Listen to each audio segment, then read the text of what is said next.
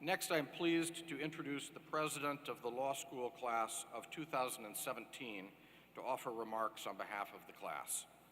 William Igbokwe is a native of Jacksonville, Texas, where, following Congress Richmond's example of early public service, he once ran for mayor. He later graduated from the University of Texas at Austin, where he was a champion debater.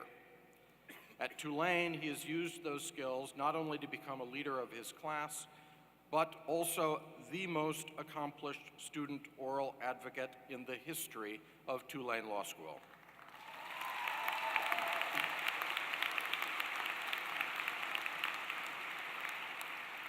He was named the best oral advocate in Tulane's internal moot court competition for each of his 3 years of law school, best advocate in the regional trial competition of the Black Law Students Association moot court, a first for a Tulane law student, and best advocate at the 10th annual John Costello National Mock Trial Competition, another first for a Tulane law student, and led his three-person team with fellow graduates Marco Salgado and Brian Trepanier to Tulane Mock Trial's first national championship in school history.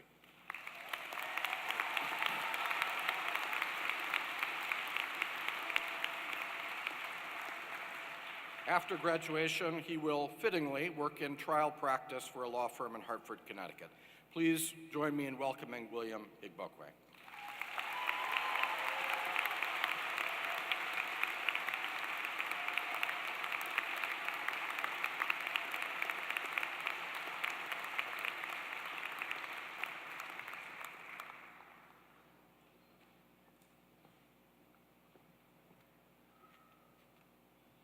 Thank you, Dean Meyer, for the introduction. No pressure. Good evening, friends and family, and welcome to Tulane University's Class of 2017 Law School Commencement. Now let's get this show on the road, shall we? Back in 1776.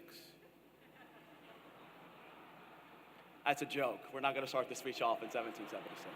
It's been a really long day, and I don't think the law school was open in 1776, so let's move on. In all seriousness, my name is William Igbokwe. I'm the class of 2017 law school president, and I'm also one of about 165 graduates who are here this evening to receive their Juris Doctorate degree, or what many of us know to be a law degree. But as it turns out, the Juris Doctorate students aren't the only people here this evening who are receiving degrees from Tulane Law School. You see, here at Tulane Law School, we offer a variety of degrees, and we have an incredible body of international students who are also here this evening to receive their law degrees.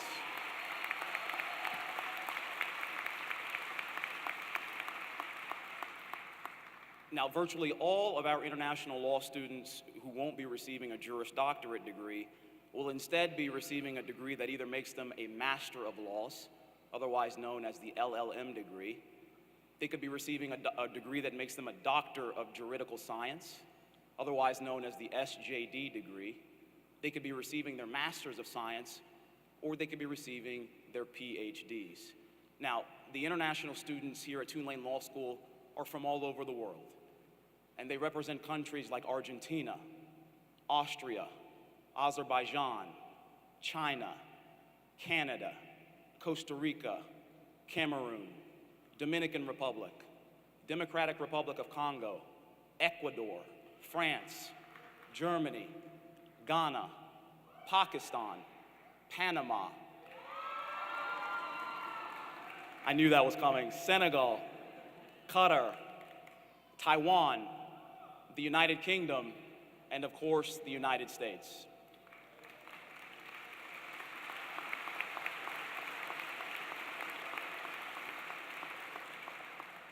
Now, even though the degrees most of our international students are receiving this evening are different technically than the Juris Doctorate degrees, well, their value and their contribution to Tulane Law School as students, and more importantly as people, is just as important as anyone else's.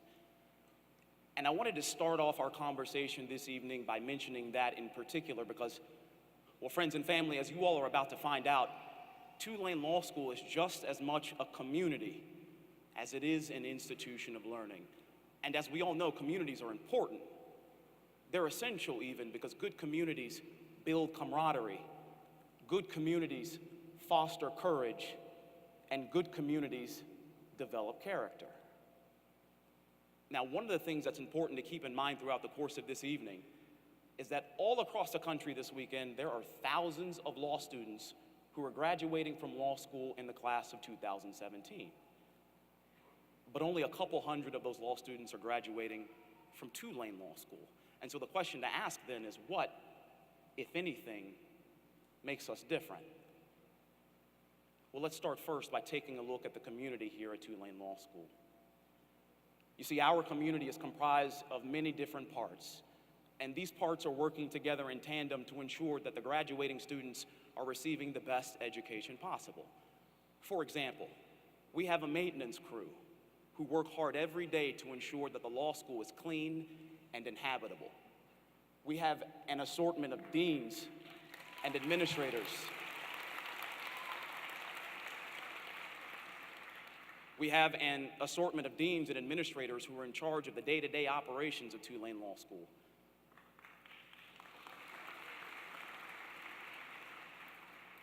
And then we have our professors.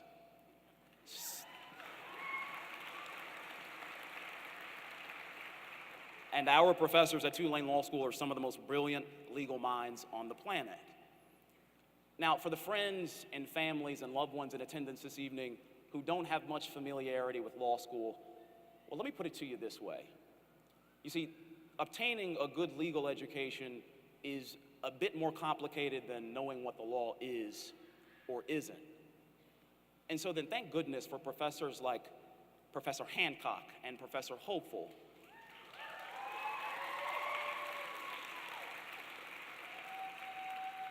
professors who do more than just teach us about principles of free speech and the rules of evidence, but also teach us how to apply those principles and rules to real-world circumstances. Thank goodness for educators like Professor Metzger and Professor Wesley. Professors who, in teaching us the law as it relates to criminal procedure or due process, also take time to emphasize the shortcomings of the law and the consequences of those shortcomings as they extend beyond the pages in our textbooks and into the lives of real people. And thank goodness for an educator like Professor Matambananzo, who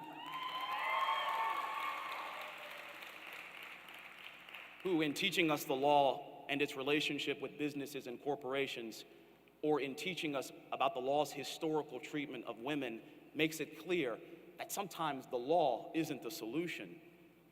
Sometimes the law is the problem. You see, here at Tulane, we host a community of professors who do more than just tell us what the law is or isn't. They teach us how to interact with the law. They teach us how to perform the law. And they teach us how to use the law. But of course, community here at Tulane Law School is more than just a physical structure that's comprised of buildings and classrooms and professors. Community here at Tulane Law School is also a feeling. It's the feeling we had 3 years ago at orientation, taking the oath of professionalism, thinking, wow, is this law school or is this a cult? What the hell did we just sign up for?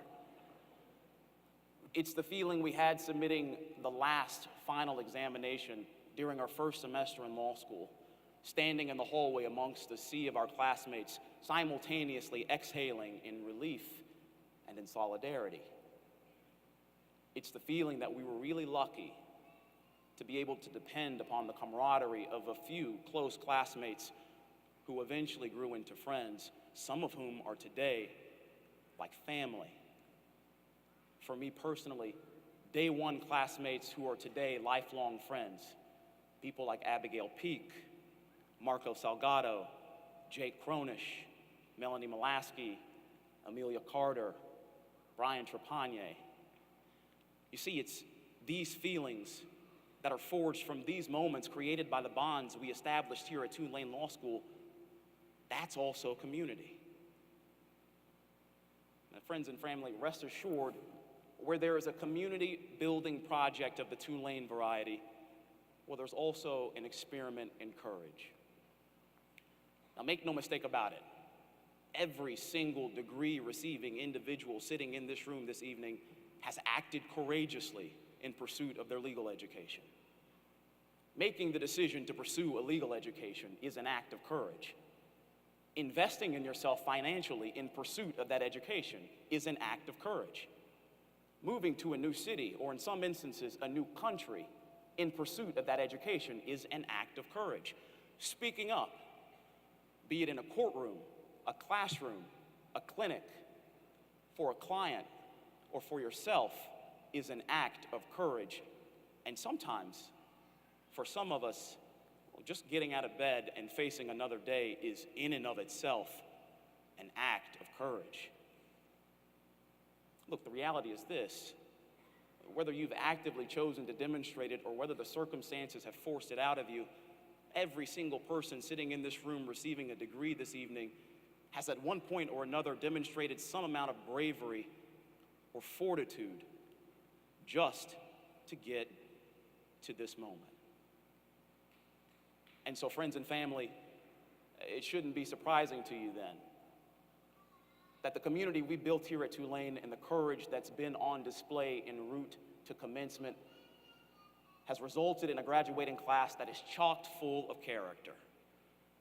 This evening, Tulane Law School will confer degrees upon 200 some odd graduates who together embody every attribute and every trait that you could ever want in a legal advocate.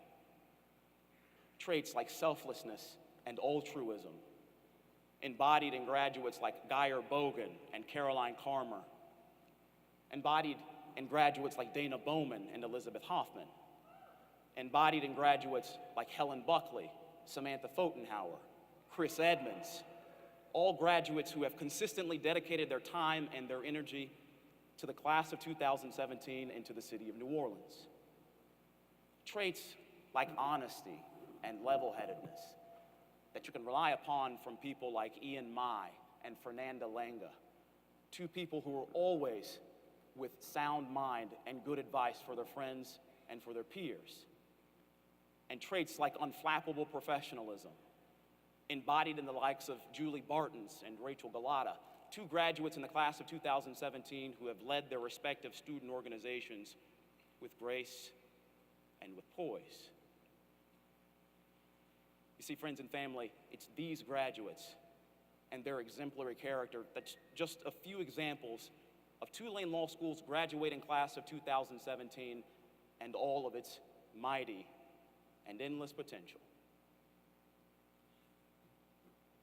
Now, before I take my seat, I think it's important that I extend this conversation about courage and character beyond the confines of the community that we've developed here at Tulane Law School because, well, quite frankly, as graduates, our time here at Tulane is up.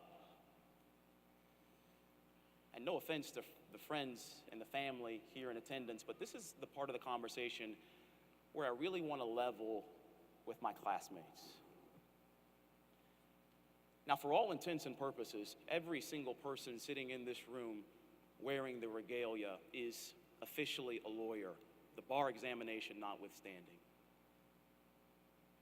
And it's my hope, sincerely, as a fellow classmate, that every single person sitting in this room wearing the regalia understands and appreciates that as lawyers, well, it's not just the legal profession that's entitled to our protection and to our attention. You see, this profession is also the gatekeeper of democracy. And so when you see things like the routine dismissal of fact and data and truth becoming commonplace, well, you in particular should be alarmed. And when you hear things like the most powerful people in our country saying and doing things to denigrate the most vulnerable people in our society, the sick, the poor, the differently abled, racial minorities, religious minorities, well, you all in particular are now prepared. And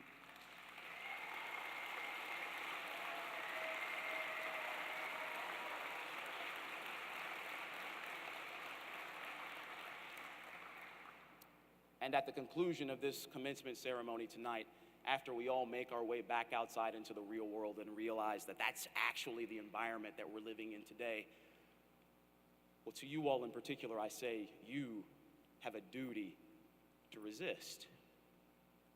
Because today is about so much more than graduating from law school, getting a job, and paying off student loans. Today is about tomorrow, and tomorrow has always been about our legacy. And speaking of legacy, the official motto of Tulane University, an institution that's now our alma mater, is Non sibi sed sui, translated from Latin to English as not for oneself, but for one's own, a truly noble pursuit. But when considering the world that we live in as it exists today, and in light of the responsibility we've just been conferred here at this commencement ceremony, well, perhaps the more important project, the more courageous project for the class of 2017 is not for oneself and not just for one's own, but for everyone. Friends and family, thank you so much for your time and your attention. To my own family in particular, who's here in attendance, my mom, my siblings, my aunts and uncles, and to my father who couldn't make it, thank you so much from the bottom of my heart for your undying love and support. And to my classmates in the class of 2017, to you all in particular, I say thank you, and I say congratulations, because we have arrived.